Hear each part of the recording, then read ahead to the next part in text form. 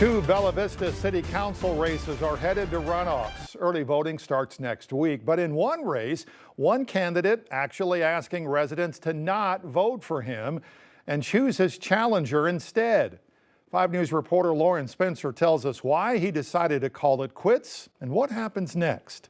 That's a personal decision, a personal opinion that you have to make for yourself, your family, and the city. Jerry Snow has served on the Bella Vista City Council for 3 terms. I wanted to continue to help the people of Bella Vista. He was up for re-election, headed to a runoff against Travis Harp, until he had to make a tough decision. Life hands us some difficulties sometimes, some choices that we have to make, and sometimes those choices are by surprise. He wanted to drop out of the race, but it actually isn't that simple. He'll still be on the ballot. That can only happen prior to the county clerk certifying those names to us after the filing process, which happened back in August. If that candidate chooses not to move forward with that, then that is entirely up to them.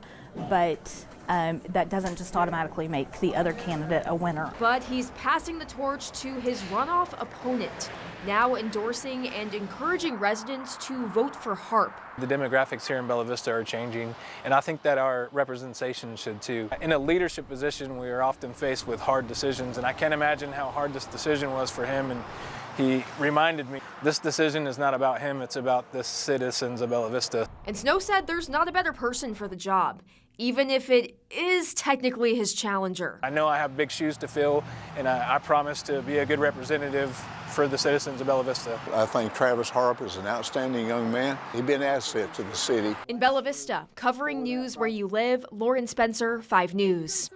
By the way, if Snow actually wins, now he could choose to resign. The city would then have to have a special election to fill that seat.